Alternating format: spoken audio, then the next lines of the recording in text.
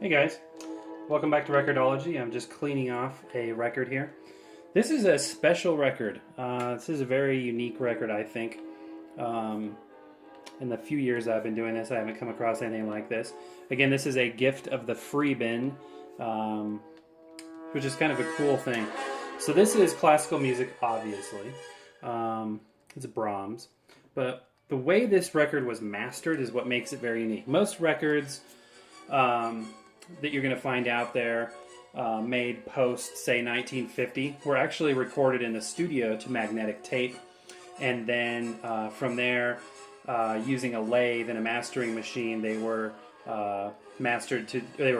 recorded to a disc format using a lathe. So they would play back the master tape. The lathe would then cut a master disc, perhaps a lacquer disc, and then using that, similar to the electroplating process of the 78s we talked about before, stampers would be made, and in this case, vinyl would be pressed off of those masters. But how this record was originally recorded is what makes it unique. So this is a Command Classics 35 millimeter film mastered record. So here's the cover, and I'll hold it up so you can see some of this. So, you know, one of the best things about collecting records is all of the marketing garbage that they put on it. You know, we have the best quality vinyl, we have, you know, we use the best mastering processes, and on and on. There's so many different ways they try to sell, you know, their records as the best. This particular one, again, it's a marketing thing, but it's recorded stereo, 35 millimeter. And so this particular one used a film Hollywood method for recording audio, and that is to use 35 millimeter film with magnetic strips on there and to record the sound to there. The idea is that you get a much wider dynamic range because the magnetic recording surface is larger. So on here, on the inside of this record, you open it up and it says all kinds of details. This whole page is marketing. Why this particular record quality is so much more superior. The technical data. It talks about the microphones that were used. You know, the RIAA standards that were fully complied with. And again, this is so much marketing stuff, but it is kind of interesting.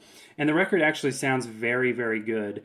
If you run it through a quality amplifier, listen to it on some headphones, you really can notice that it's got a very wide dynamic range. But it talks about the fact that, you know, versus regular tape recording, film has no flutter, and 35 millimeter film is 4 times as wide as 1/4 inch magnetic tape.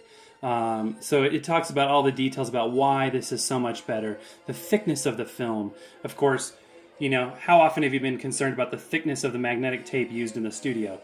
Not, because it doesn't affect you unless it's played back over and over and over again. But that's why when you buy a CD, by the way, of like Elvis or somebody who was recorded after the 1950s, you're not going to hear any scratches and pops from the record, because it wasn't, the master wasn't a record, the master was magnetic tape. And so the quality is superb when they master those to digital formats. So this gives a lot of information, everything from frequency response and the dynamic ranges, the lack of distortion, signal to noise ratio, and all that good stuff. Again, pick this up. It says $1.99. This was in the free bin by the time I got to it, so pretty cool. This one, if you look inside here, at the bottom it says it's a gift package, not for resale. So this is mid 60s, 60, actually early 60s. I think about 61. The record sleeve inside is fancy too. Command Classics, 35 millimeter, you know, premium, extra heavy, 10-point paper stock. It's just, they're milking every ounce of this as a premium record experience to be enjoyed. So anyway, aside from all of the marketing fluff, it really is a good record and sounds really good. So here, let's listen to a little bit more.